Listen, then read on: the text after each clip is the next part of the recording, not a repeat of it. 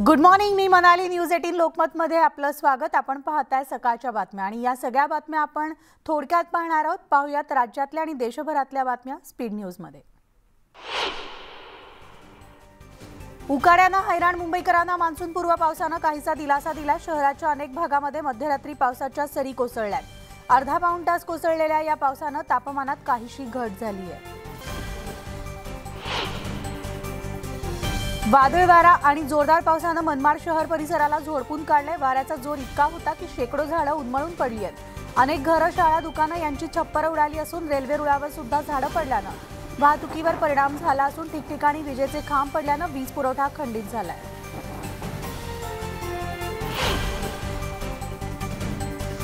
जळगावातील रावेर तालुक्यामधल्या शेतकऱ्यांना चक्रीवादळाचा फटका बसलाय. केळी उत्पादक शेतकऱ्यांचं मोठं नुकसान झालंय, तर अनेक ठिकाणची केळी भुईसपाट झाली आहेत. खिरोदा, रोजदा, धामोडी, शिंगाडी, वाघाडी, कांडवेलसह अनेक गावांना वादळाचा तडाखा बसलाय.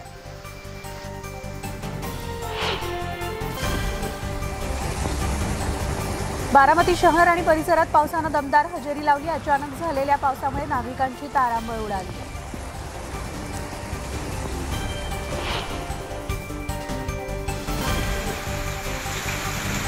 रत्नागिरी इथं बुधवारी संध्याकाळी जोरदार पाऊस झाला. जिल्ह्यामध्ये मेघगर्जनेसह पाऊस झाला असून अचानक झालेल्या पावसामुळे नागरिकांची दाणादाण उडाली. त्यामुळे संपूर्ण शहराचा वीज पुरवठा काही काळासाठी खंडित झाला.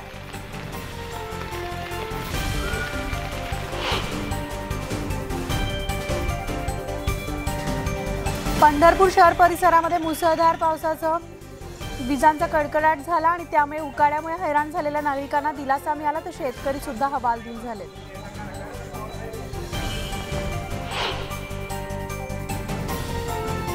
मनमाड शहर परिसरात वादळी वाऱ्यासह तुफान पाऊस झाला. वाऱ्यामुळे शेकडो झाडं उन्मळून पडली आहेत. अनेकांच्या घरावरील छप्पर उडाले, तर विजेचे खांब उन्मळून पडल्यानं वीज पुरवठा खंडित झाला. वादळी वाऱ्याच्या पावसामुळे प्रचंड नुकसान झाले.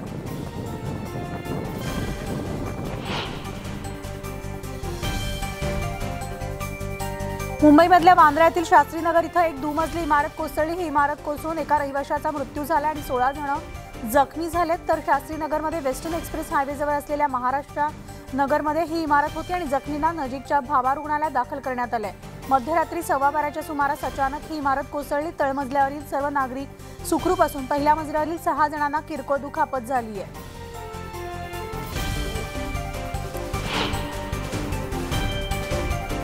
पुणे शहर व परिसरामध्ये म्हाडाच्या 5068 घरांची सोडत निघणार असून याबाबत पुणे गृहनिर्माण क्षेत्र विकास मंडळाच्या घरांची सोडत काढली जाणार असल्याचं सांगण्यात आलं आणि या ऑनलाईन नोंदणीचा शुभारंभ आज दुपारी 2 वाजता मुंबईत उपमुख्यमंत्री अजित पवार यांच्या हस्ते केला जाणार आहे. यावेळी गृहनिर्माण मंत्री जितेंद्र आव्हाड, गृहनिर्माण राज्यमंत्री सतेज पाटील इत्यादी उपस्थित राहणार. राज्यात कोरोना रुग्णसंख्येत गेल्या काही दिवसांपासून सातत्यानं वाढ होती आणि गेल्या 24 तासामध्ये 2701 नवीन कोरोना रुग्ण आढळले आहेत. कोरोनाचा प्रादुर्भाव वाढत असला तरी रुग्णालयात दाखल रुग्ण आणि मृत्यूचं प्रमाण कमी आहे. तर राज्यात सलग 3 दिवस एकाही मृत्यूची नोंद झालेली नाही.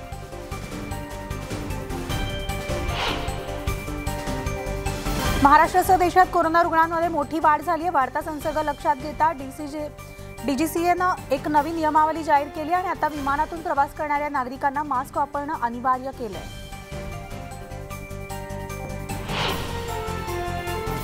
वातानुकूलित लोकलच्या फेऱ्या रद्द होणं, गाड्या उशिरा धावणं, त्यामुळे आता वातानुकूलित गाडीचं तिकीट काढूनही अनेकांना अखेर सामान्य लोकलचा पर्यायही निवडावा लागतोय. परिणामी वातानुकूलित लोकलच्या तिकिटाचे पैसेही वाया जात आहेत. पश्चिम रेल्वेसोबत मध्य रेल्वेवरही गेल्या काही महिन्यांपासून अशा घटना होत आहेत. बेस्ट उपक्रमानं बसच्या फेऱ्या वाढवण्यासाठी दाखल केलेल्या छोट्या आकाराच्या मिडी बसमुळे प्रत्यक्षात प्रवासी संख्या वाढलेली नाही. त्यामुळे मिडी बसऐवजी यापुढे मोठ्या आकाराच्या बस ताफ्यात दाखल करण्याचा निर्णय बेस्ट उपक्रमानं घेतला आणि भाडेतत्वावरील 3000 वातानुकूलित मोठ्या आकाराच्या बस 2023च्या अखेरपर्यंत दाखल केल्या जाणार आहेत.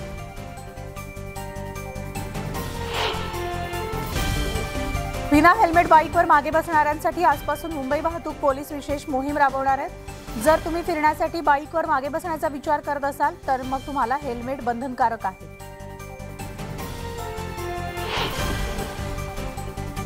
पुणे आणि पिंपरी चिंचवडमधील सीएनजीच्या दरामध्ये 2 रुपयांनी वाढ झाली आहे। पुण्यात आता वाहन चालकांना 1 किलो सीएनजीसाठी 82 रुपये मोजावे लागणार आहेत आणि गेल्या काही महिन्यात सीएनजीच्या दरात तिसऱ्यांदा वाढ करण्यात आली आहे।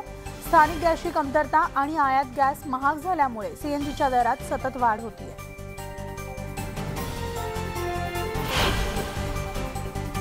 अनिल देशमुख आणि नवाब मलिकांना राज्यसभा निवडणुकीसाठी मतदानाची परवानगी मिळणार का याचा निर्णय आज होणार आहे। दोघांच्या अर्जाला ईडीनं जोरदार विरोध केलेला असून कैद्यांना मतदानाचा अधिकारच नसल्याचा दावा ईडीनं कोर्टात केलाय। तर या संदर्भात बुधवारी झालेल्या युक्तिवादानंतर मुंबई सत्र न्यायालयानं निकाल राखून ठेवला आणि त्यावर आज न्यायालय सुनावणी देणार आहे।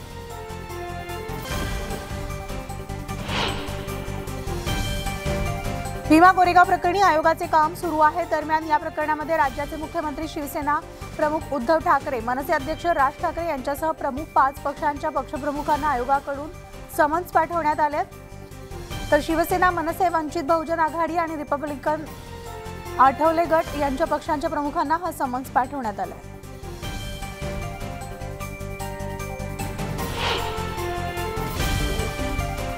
शहराचं नाव बदलायला आता बदलू शकतं, मात्र ते शहर सर्व सोयी सुविधांनी परिपूर्ण असलं पाहिजे। जेव्हा मी शहराचं नामकरण करेन तेव्हा छत्रपती संभाजी महाराजांना आदर्श वाटेल, अभिमान वाटेल, असे हे नगर करून दाखवीन, असं वचन उद्धव ठाकरे यांनी औरंगाबादकरांना दिलंय।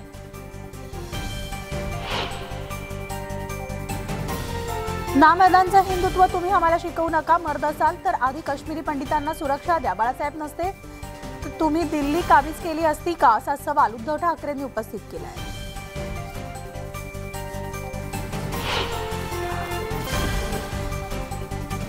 बहुजन विकास आघाडीचे सर्वेसर्वा हितेंद्र ठाकूर यांच्याशी शरद पवारांनी फोनवरून संवाद साधलाय। राज्यसभा निवडणुकीमध्ये सहकार्य करावा अशी विनंती शरद पवारांनी हितेंद्र ठाकूर यांच्याकडे केल्याची माहिती मिळते।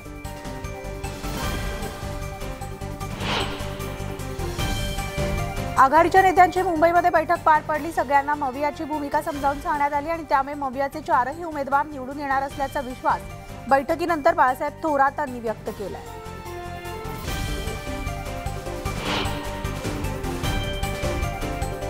भाजपच्या बैठकीत फोनवर बोलताना काळजी घ्या, फोन ट्रॅक होत असल्याच्या सूचना देण्यात आल्याची माहिती सूत्रांनी दिली आहे। भाजपची ठरलेली रणनीती बाहेर न जाण्यासाठी खबरदारी घेण्याच्या सूचना देण्यात आल्या। तसंच आमदारांना मुंबई बाहेर न पडण्याचे आदेशही देण्यात आले।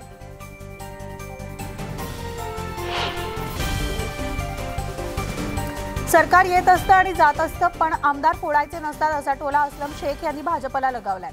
महाविकास आघाडीचे सर्व उमेदवार निवडून येणार असल्याचा विश्वास त्यांनी व्यक्त केलाय।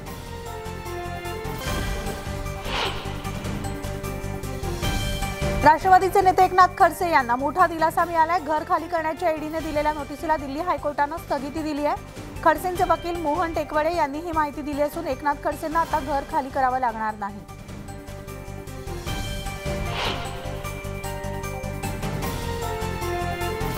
काँग्रेस विधान परिषदेवरून काँग्रेसमध्ये अंतर्गत नाराजी असल्याचं समोर आलं। विधान परिषदेत उमेदवारी न मिळाल्यानं नसीम खान यांनी एच.के. पाटील यांना जाब विचारला। चंद्रकांत खांडोरे यांना विधान परिषदेची काँग्रेसनं उमेदवारी दिल्यानं नसीम खान नाराज आहे।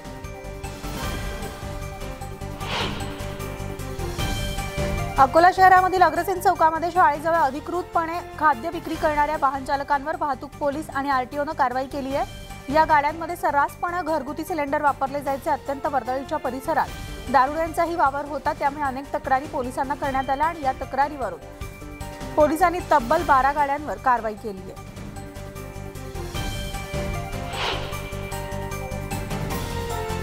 रत्नागिरी राजापूर रिफायनरी संबंधातील बेकायदेशीर सर्वेक्षणाविरोधात ग्रामस्थांनी बुधवारी रात्रभर जागरण आंदोलन केलंय। देवाचं गोठणं, गोवळ, शिवणे, सोलगाव येथील ग्रामस्थांनी रात्रभर माळरानावर आंदोलन केलं असून गेल्या 20 दिवसांपासून ड्रोन सर्व बेकायदेशीररित्या सुरू असल्यावर ग्रामस्थांनी आक्षेप घेतलाय। तर जोपर्यंत बेकायदेशीर सर्वेक्षण करणाऱ्यांवर कारवाई होत नाही तोपर्यंत धरणं आंदोलन चालूच राहील, असं ग्रामस्थांनी सांगितलंय।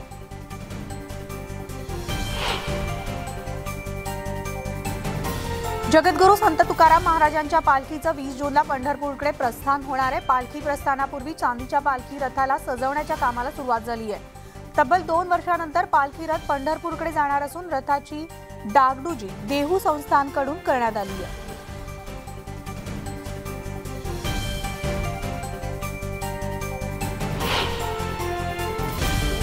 पुणे मुंबई एक्सप्रेसवेवर वाहन चालकांना शस्त्राचा धाक दाखवून लुटणाऱ्या टोळीला पोलिसांनी जेरबंद केले। पोलिसांनी सापळा लावून 7 जणांच्या टोळीला उर्से टोल परिसरातून अटक केली आहे। तर चौकशी दरम्यान आरोपींनी गुन्ह्याची कबुलीही दिली आहे।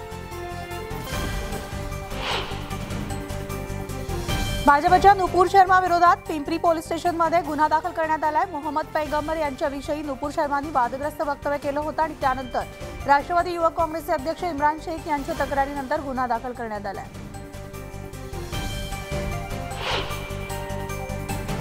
अमरावतीमधील दर्यापूर तालुक्यामधील शेतकऱ्यांची वाया गेलेल्या उडीद आणि मूग पिकाचे पंचनामे झालेत। मात्र वर्षभरापासून शेतकऱ्यांना पीक विमा मोबदला न मिळाल्याने शिवसैनिक आणि शेतकरी पीक विमा कंपनीच्या कार्यालयात जाब विचारायला गेले होते। यावेळेस कंपनीकडून उडवाउडवीची उत्तरं मिळाल्यानंतर शिवसैनिकांनी कार्यालय प्रमुख नितीन साबळे यांच्या कानशिलात लगावली आहे। तर पीक विमा कंपनीचे शेतकऱ्यांचे पैसे न दिल्यास आंदोलनाचा इशाराही दिला।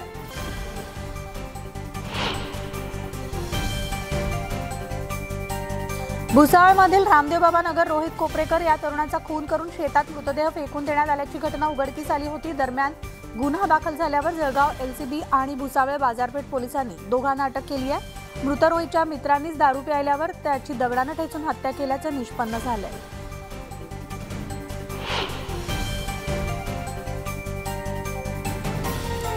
लग्नासाठी नांदेडहून जालन्याला आलेल्या वऱ्हाडींना विषबाधा झाली आहे। लग्नात बिर्याणी खाल्ल्यानं 16 जणांना विषबाधा झाल्याची माहिती मिळते। तर या 16 जणांना तातडीनं जिल्हा रुग्णालयात दाखल करण्यात आले। तर 9 लहान मुलांचा यामध्ये समावेश आहे। रस्त्याचं काम करून तब्बल 14 वर्ष उलटली तरी देखील बिल मिळत नसल्यानं कंत्राटदारानं थेट राष्ट्रपतींकडे इच्छामरणाची परवानगी मागितली आहे। नांदेडमध्ये गुरुतागद्री शताब्दी सोहळ्यानिमित्तानं 13 कोटी रुपयांच्या परिक्रमा मार्गाचं काम करण्यात आलं होतं। मोरेश्वर बिल्डरनं हे काम केलं होतं।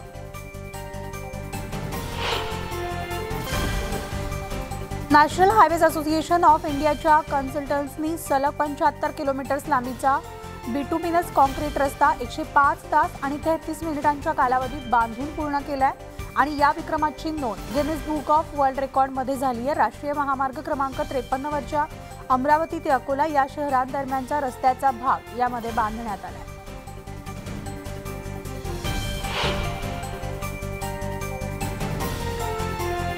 $44,000 किलो ड्रग्ज साठा जप्त करण्यात आला आहे। 44,000 ड्रग्जचा साठा जप्त केलेला असून देशभरात 14 ठिकाणी साठा नष्ट करण्यात आलेला आहे।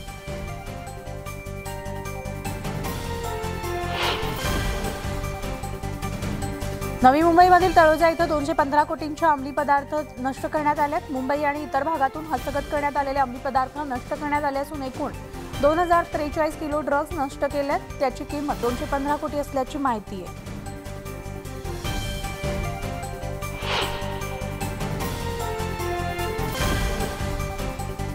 सह्याद्री व्याघ्र प्रकल्पामधील जखमी रानगवा शेवटच्या घटका मोजत असल्याचा धक्कादायक प्रकार उघडकीस आलाय। गेल्या 2 दिवसांपासून हा गवा इथं तडफडत पडला होता। ग्रामस्थांनी त्याची माहिती वन विभागाला दिली, मात्र प्राण्यांवरील प्राथमिक उपचारांची कोणतीही व्यवस्था नसल्यानं या गव्याचा मृत्यू झालाय।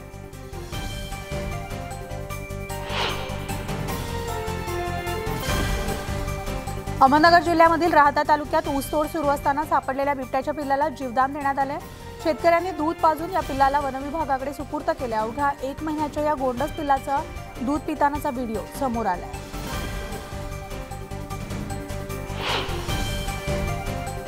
राष्ट्रपती रामनाथ कोविंद आज जम्मू दौऱ्यावर आहेत आणि या दरम्यान ते IIMच्या पदवी प्रदान सोहळ्याला उपस्थित राहणार आहेत। तसंच वैष्णव देवीच्या दर्शनाला सुद्धा जाणार आहेत।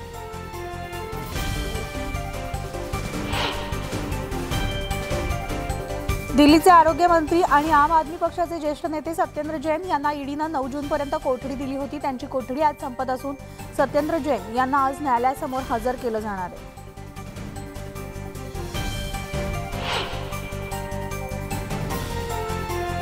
कुतुब मिनार परिसरामध्ये असणाऱ्या मशीद आणि मंदिरांशी संबंधित वादाप्रकरणी आज दिल्लीतील साकेत कोर्ट महत्त्वाचा निकाल देणार आहे। कुतुब मिनारच्या परिसरात हिंदूंना पूजेचा अधिकार मिळावा अशी मागणी करणाऱ्या याचिकेवर आज निकाल असून त्यामुळे या सुनावणीकडे संपूर्ण देशाचं लक्ष लागलं।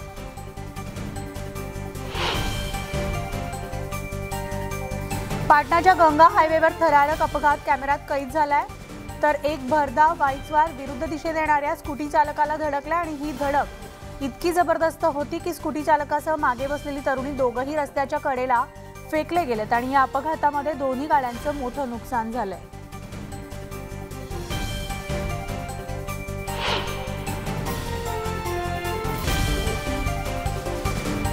अभ्यास केला नाही म्हणून एका आईने आपल्या 5 वर्षाच्या मुलीसोबत अतिशय भयंकर असं कृत्य केले, तर या मुलीचे हातपाय बांधून तिला तापलेल्या छतावर झोपवण्यात आलं। राजधानी दिल्लीत हा प्रकार घडलाय।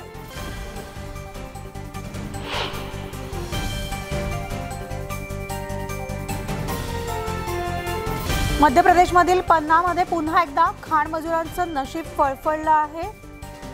तर हिरा सापडल्यानं रातोरात हा मजूर लखपती झाला आणि त्याला सापडलेला हिरा अतिशय दुर्मिळ असून त्याची किंमत 25 लाख रुपये असल्याची माहिती मिळते।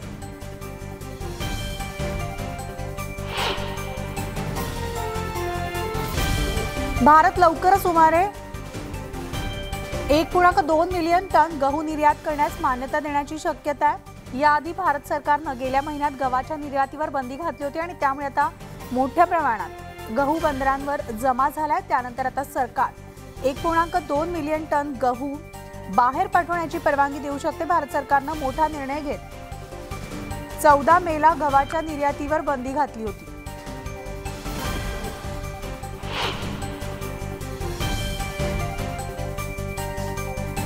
जम्मू काश्मीरमध्ये 43 दिवसांची अमरनाथ यात्रा 30 जून पासून सुरू होतीये।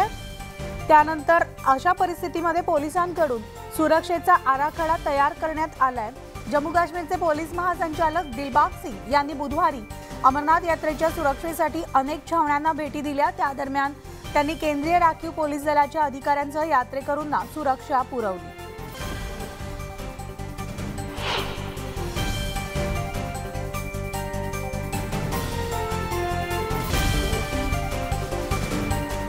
ओडिशाच्या संबलपूर जिल्ह्यामधील हिंडोल घाट परिसरामध्ये विहिरीत पडलेल्या या सगळ्या उदमांजराची वनविभागानं सुटका केली आणि हे उदमांजर विहिरीत पडल्याची खबर ग्रामस्थांनी प्रशासनाला दिली होती। या उदमांजराला पुन्हा जंगलात सोडण्यात आलेला आहे।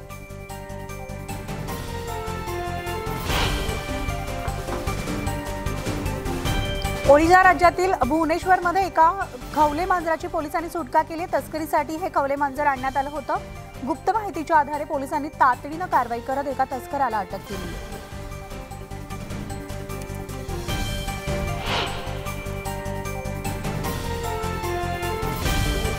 जम्मू जिल्ह्यामधल्या सांबा इथं विहिरीत शस्त्र सापडली असून हँड ग्रेनेड रायफल अशी शस्त्र विहिरीमध्ये टाकून देण्यात आली होती। सुरक्षा दलांनी ही शस्त्र जप्त केली असून या विहिरीमध्ये कोणी टाकली होती याचा शोध सुरक्षा दलांकडून घेतला जातोय।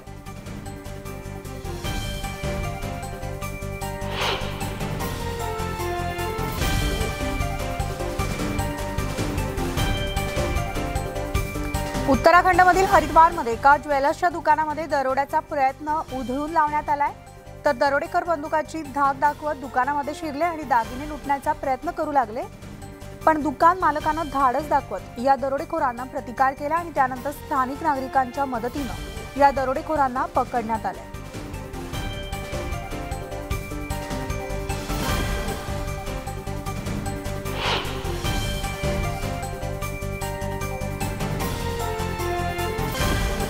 तामिळनाडूमध्ये मान्सूनला सुरुवात झालेली असून आता समुद्रात मच्छीमारांवर बंदी घालण्यात आली आहे। पुढील 61 दिवस मच्छीमार बंदी असणार आहे। या दरम्यान मच्छीमारांकडून बोटीची डागडुजी सुरू आहे।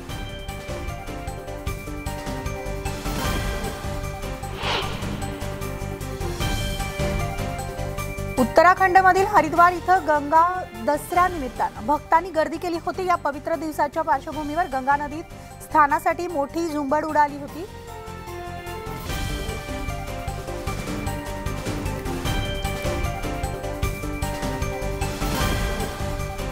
तर गंगा दसरा निमित्तानं गर्दी पाहायला मिळाली आणि आता सिनेपत्रकार अली पीटर जॉन यांचं बुधवारी निधन झालं असून यानंतर चित्रपट क्षेत्रातून अभिनेते अनुपम खेर, अभिषेक बच्चन यांच्यासह अनेक दिग्गजांनी जॉन यांना श्रद्धांजली वाहिली। यामध्ये अनुपम खेर यांनी जॉन यांना सिनेपत्रकारितेतील दिलीप कुमार म्हटलंय।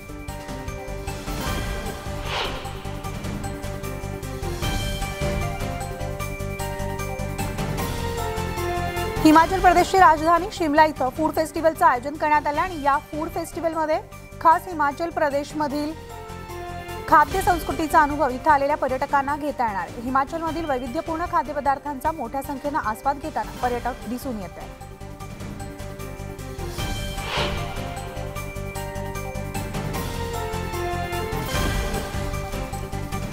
भारत आणि त्याचबरोबर दक्षिण आफ्रिका यांच्यातला पहिला टी20 सामना आज खेळला जाणार आहे। दिल्लीच्या अरुण जेटली मैदानामध्ये हा सामना होईल आणि या सामन्यासाठी दोन्ही संघ सज्ज झालेले आहेत। भारताचं कर्णधारपद ऋषभ पंतकडे गेले आणि त्यामुळेच या सामन्याकडे क्रिकेट प्रेमींचं लक्ष लागलंय।